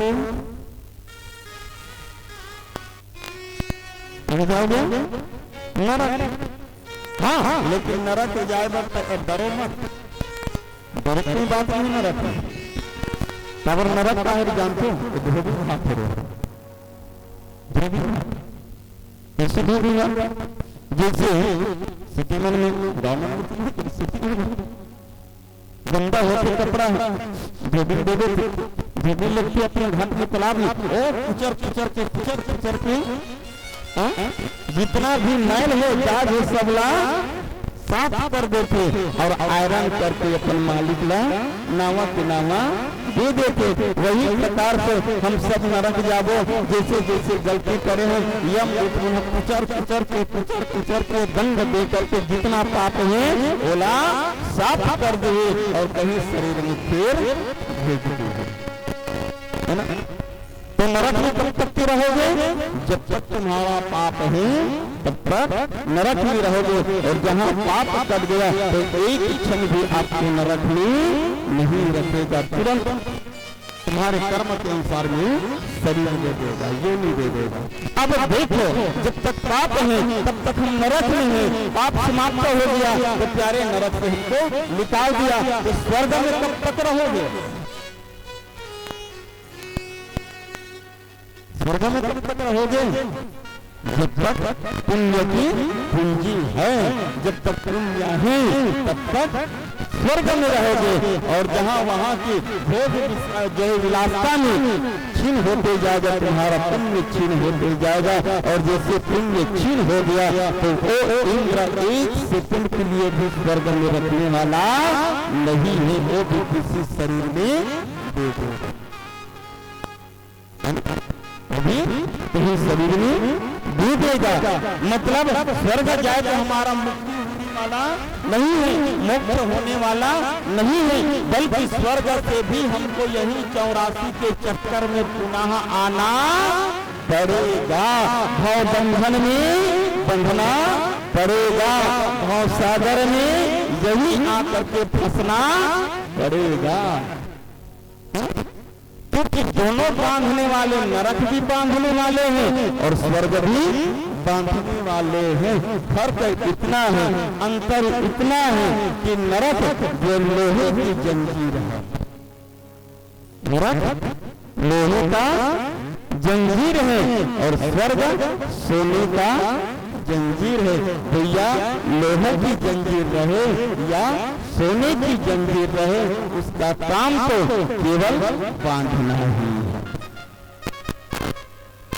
है। सोने की रहे या लोहा की रहे, जंजीर का काम ही केवल बांधना, मुक्ति नहीं है। मुक्ति नहीं इंद्र माता बहन। अब मुक्ति और मोक्ष के बारे में बताइए। मुक्ति और मोक्ष दोनों एक ही कि अलग है? क्या समझते? दोनों एक ही, ये दोनों अलग अलग है, मुक्ति और मोक्ष।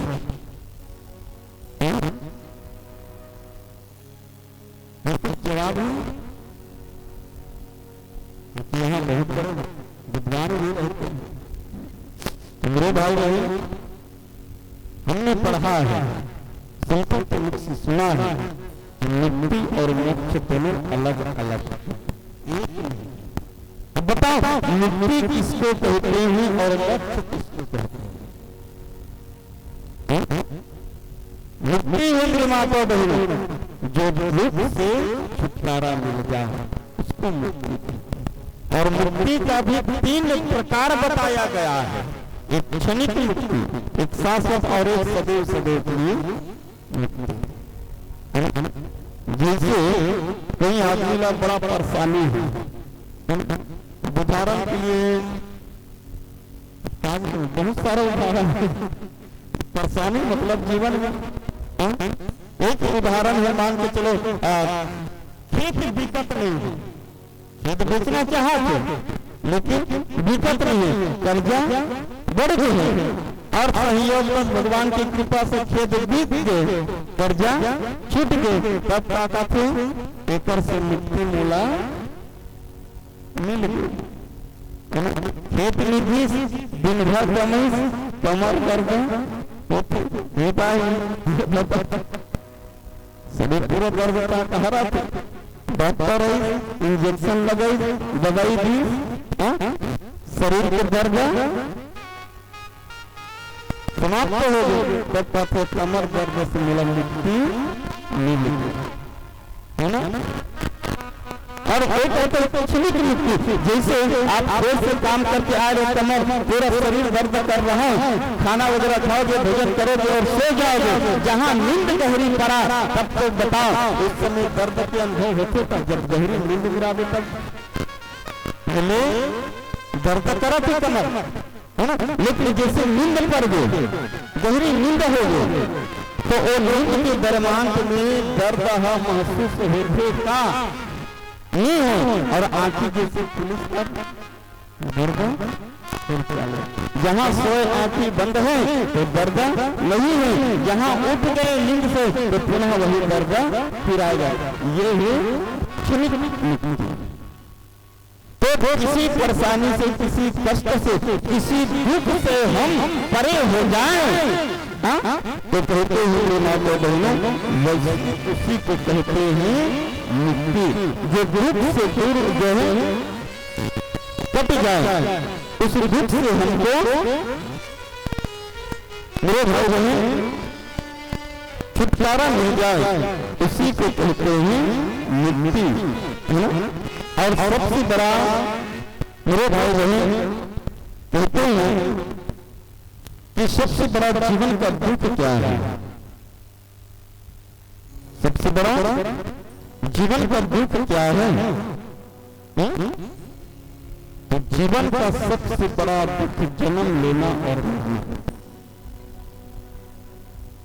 जीवन का सबसे बड़ा दुख जन्म लेना और मरना है, क्योंकि हमारे शास्त्र में दिया गया है कि जन्म समय में भी आसानी दर्द होता है और प्राण निकलने के समय में भी आसानी दर्द होता है। और आदमी के ऊपर जब दुख आते, दर्द आते, तभी होती। कबीर बाबा कहते हैं, कबीरा जब जन्म लिए तो जग हंसे और हम रोए। आदमी को जब दर्द होता है तब रोता है। और कहते हैं गोस्वामी जी भी उत्तरकांड में दिया गया है कि जन्म मरते दुसाहत की हो, जन्म लेने के समय में और मृत्यु के समय में असहनीय दर्द होता है। तो इस दर्द से, इस दुख से आदमी छुटकारा पा जाए, उसी को सच्चा मुक्ति कहा जाता है। क्योंकि ये शरीर क्या है मेरे भाइयों में, साधन धाम मोक्ष कर द्वारा। भैया ये साधन है, कहाँ की साधन? वहां की जाना। लेकिन बिगड़ना यही है कि हम साधन को ही साध्य समझ करके बैठे हैं। साधन को साध्य समझ करके बैठे हैं। ये केवल साधन है, ये मंजिल नहीं है। हम इसके माध्यम से वहां जा सकते हैं। जैसे एक जो अबूजमार तरफ, बस्तर तरफ जंगल पे रहने वाला नहीं जानता कि क्या गांव है, क्या शहर है, क्या प्रदेश है, कौन क्या है, वो तो उसके लिए तो केवल जंगल ही पूरा संसार है। यही राजधानी का एक पढ़ा लिखा युवान गया और जाकर के कहने लगा कि देखो भैया, तुम कौन से प्रदेश में रहते हो जानते हो? जंगल में रहने वाला कहता है कि प्यारे हम नहीं जानते कि कौन से प्रदेश में रहते हैं, हम तो केवल जंगल में ही, यही हमारा संसार है। लिखा पढ़ा लिखा व्यक्ति कहने लगा कि भैया तुम छत्तीसगढ़ में हो, छत्तीसगढ़ प्रदेश में हो। ओम लगा हम आज ही जाने थोड़े सुना था कि हम छत्तीसगढ़ है। तो जानते हो छत्तीसगढ़ के राजधानी का है? छत्तीसगढ़ की राजधानी का है जानते हो? जब छत्तीसगढ़ में पहली बार सुना था तो राजधानी का जान भी नहीं कर कहते जान सकते, जाना चाहते कहते कि हाँ जाना चाहता। तो उस समय होती चलते लग्जरी बस महिंद्रा मन की, लग्जरी बस चलते महिंद्रा मन की। तब वो बस कोई और बस भी बड़ा लग्जरी डबल मंजिल वाला हर चीज बस को रोकवाए। तब बुद्ध बाप फिर देखी बस काला काफे तेला पहली बार देखी और 10 जगला कहते कि भैया चलो एक अंदर में बैठो और जा करके बैठी। और जैसे बैठे तब तो बस चले पर लगे। तो वो अबुझ मार के जो 10 जवान आए थे नाचे, अरे रे रे देख राजधानी कैसे चला फिरला। जब तक कुर्सी बैठिया मस्त गद्दे की राजधानी में, खिड़की खोल दिया खिड़की की राजधानी में। तो पढ़े लिखे इंसान का फिर भैया ये राजधानी नो है, एक ये माध्यम है। कहा तो राजधानी तक के जाके हम एमी सवार हो करके वहां तक के जा सकते, केवल माध्यम है।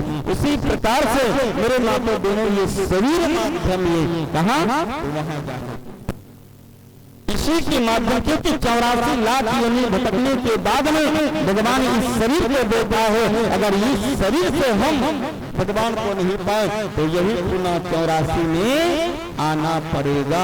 और जैसे सांप सीढ़ी चलते हो, जानते सांप सीढ़ी चलते ना, अंतरा सीढ़ियां भी आते, सांप आते, मान लो बात 20 में चल गए, चाप देते इतने फिर आ जाते, फिर कहा धीरे धीरे धीरे धीरे फिर चढ़ गए, है ना। तो सांप सीढ़ी केवल एक मनोरंजन नहीं, बहुत बड़ा अध्यात्म छिपा है सांप सीढ़ी खेल में। वैसे ही जीवन है मेरी माता बहनों, हम धीरे धीरे धीरे धीरे धीरे धीरे धीरे धीरे चढ़ रहे और ज्यादातर 99 में सांप की मूड़ी रहता है, 99 नंबर में सांप की मूड़ी रहते, ये चार पूरा एक में फिर आ गए, तो फिर घूमत होती। और जहां 99 से बचे के तहाँ जाके पट बसते,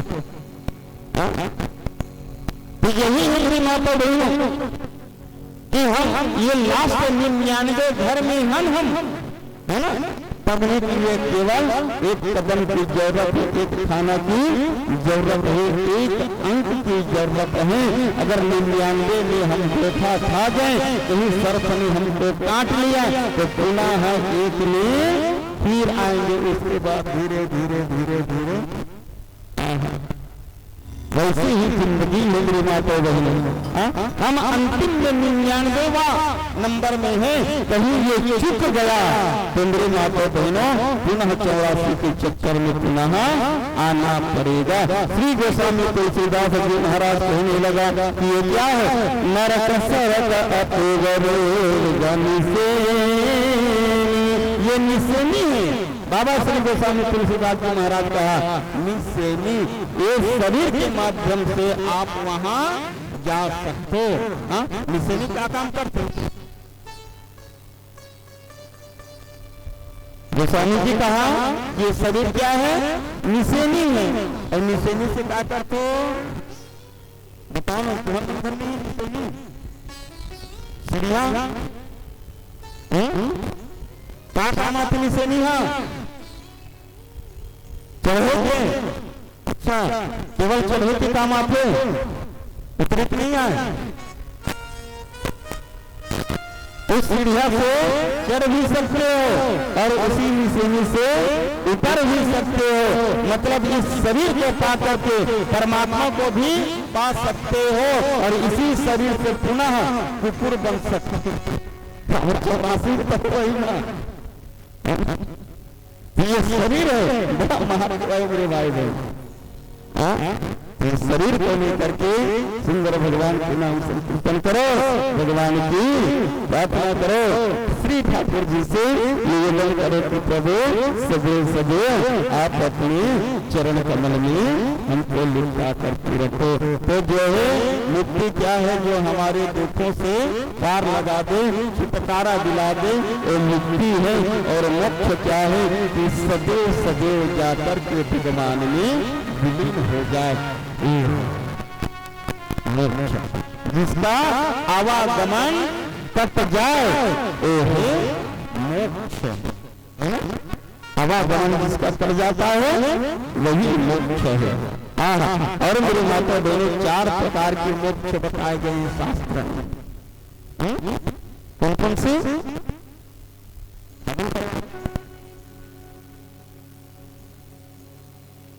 जाना भी तो है। चलो 4 प्रकार के मोक्ष की तैयारी कर रहे थे, तो हमारे शास्त्र में 4 प्रकार के मोक्ष बताए। कौन कौन से मोक्ष बताए हैं? सालोक्य, सामिप्य, सायुज्य, सारूप्य, है ना। चार प्रकार के मुख्य है। सालोक्य मतलब भगवान जीव को अपना लोक प्रदान करे, सालोक्य। सामिप्य अर्थात जीव को भगवान अपने समीप में रखे, सामिप्य। सायुज्य मतलब भगवान उस जीव को अपने में विलीन कर, और कहते हैं सारूप्य। सारूप्य मतलब उस जीव को भगवान अपने रूप प्रदान कर, सारूप्य। राम कथा में सारूप्य मोक्ष किसको मिला है? राम कथा में सारूप्य जो स्वयं भगवान ने अपना स्वरूप दे दिया उसको, किसको दिया? श्री जटायु जी महाराज।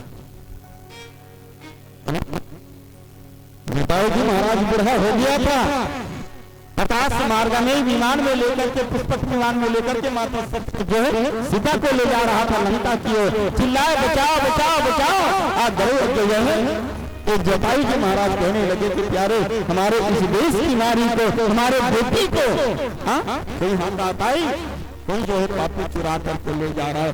चाहे मैं बुढ़ा तो हो गया हूँ, चाहे कुछ भी हो जाए, मैं उसकी रक्षा करूंगा। बड़े बड़े सिर झुका गए, कोई रक्षा नहीं किया। लेकिन एक जो बुढ़ा था अवस्था वाले श्री जटायु जी महाराज गया और रावण के साथ में युद्ध किया। रावण के साथ में श्री जटायु जी महाराज ने युद्ध किया, और जैसे युद्ध हुआ ऐसे युद्ध हुआ। कथा में आता है कि एक ऐसे अपने जो है पांख में मारा था उस जो है रावण को, तो रावण मूर्छित हो गया। इतना शक्ति था श्री जटायु में, रावण मूर्छित हो गया था। यही भारत के संतों ने कहा कि जटायु जी को सुंदर से समय था, अरे जब वो मूर्छित था, बेहोश था, उसको सदैव के लिए मार देता, क्यों छोड़ दे? क्यों जागने का इंतजार किया? उसके होश आने का इंतजार क्यों किया? जटायु कहने लगे कि देखो मैं एक पक्षी हूँ, लेकिन कौन से देश का हूँ? मैं केवल भारत देश का हूँ, और भारत धर्म भूमि कहलाता है। हमारे यहाँ सबका धर्म है, ये हमारा धर्म नहीं है कि निहत्थे के ऊपर वार करना या कोई मूर्छित उसके ऊपर वार करना। हालांकि ये पक्षी हूँ, लेकिन प्यारे धर्म परायण देश का मैं एक जीव हूँ, मैं अपने धर्म को नहीं छोड़ूंगा, चाहे कुछ नहीं। रावण को होश आया तो रावण कहने लगा कि ये तो पक्षी है, और पक्षी का ताकत, पक्षी का बल इसमें होता है तो पांख में होता है। और अपनी तलवार से मेरी माता बनी श्री जटायु जी महाराज की पांख को काट दिया, शक्तिहीन हो गया। नाना प्रकार की जो है रक्त रंजित था, वो अनेकों जगह वार किया था अपने तलवार से, अंत में जमीन में गिरा, लेकिन अपना प्राण वो नहीं छोड़ा। यमराज भी आया था जटायु के प्राण को निकालने के लिए, लेकिन जटायु कह दिया कि जब तक मैं भगवान राम को सीता की संदेश नहीं सुनाऊंगा, यमराज मेरे जीव को तुम निकाल नहीं सकते। यमराज को वापस भेज दिया। दर्द से कहा रहा था जटायु, इधर से भगवान राम लक्ष्मण माता सीता को ढूंढते ढूंढते आया। इधर से जटायु जी महाराज कहने लगा कि राम राम राम राम राम रटते रटते भगवान का इंतजार करने लगा। भगवान आया, जटायु को देखा तो रक्त रंजित दर्द से कहार रहा था। श्री राम जी ने उसके सिर में अपना हाथ रखा तो उस जटायु का पूरा दर्द ही समाप्त हो गया। अब तो जटायु मुस्कुराने लगा है और राम जी रोने लगा। कहने लगे कि राम जी इसी समय के लिए मैं अपने प्राण को, अपने इस जीव को संभाल करके रखा था। मैंने बहुत बचाने की प्रयास किया उस सीता को, लेकिन उस पापी ने मेरा दोनों पाप को काट दिया। मजबूर यहाँ मिलना पड़ा। अब आपकी दर्शन हो गए, अब मुझे याद दो।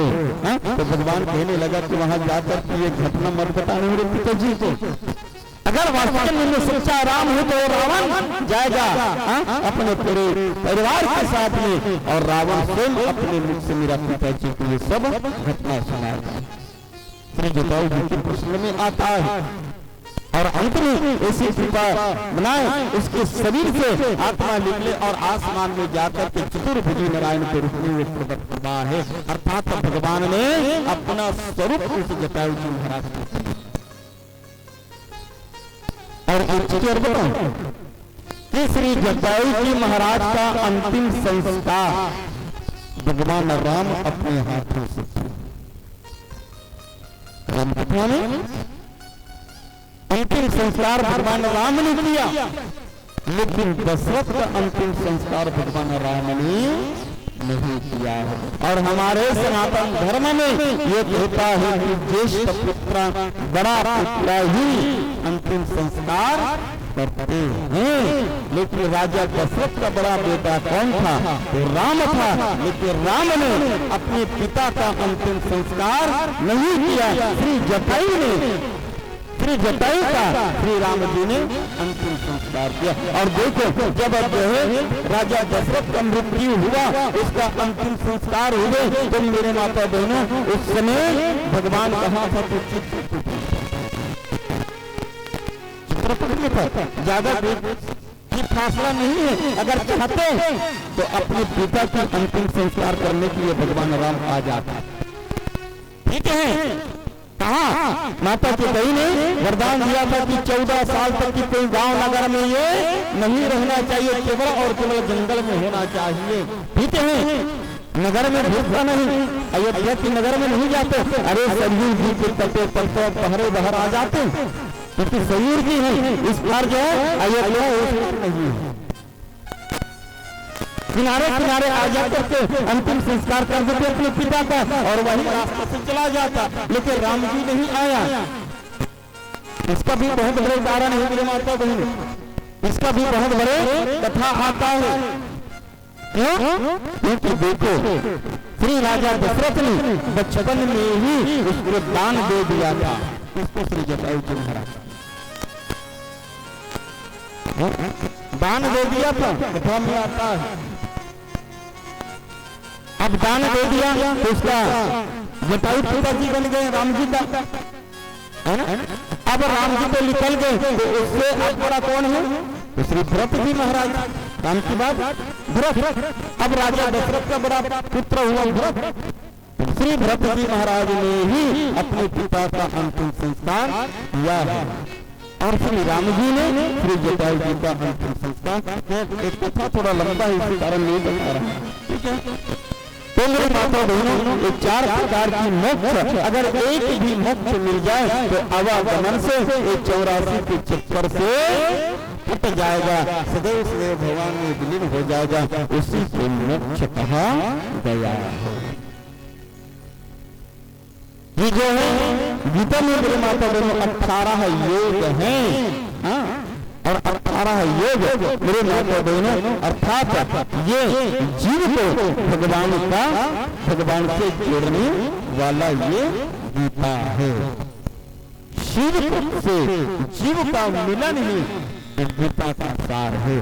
ऐसे श्री व्यास जी महाराज ने 18 अध्याय में 700 श्लोक में इसकी रचना किया है, जो मुक्ति देने वाला है, मोक्ष देने वाले हैं, जीवन की हर समस्या का समाधान करने वाला ये गीता है। गीता पढ़ो करो, गीता पढ़ो करो। इस प्रकार से मेरे माता बहनों ये गीता का उपदेश है। तो गीता तो अथाह है, जितना अंदर जाओ उतना ही डूबते जाओगे, थाह मिलने वाला नहीं है। दिन भर भी करो तो केवल एक ही अध्याय कर सकते हो दिन भर में।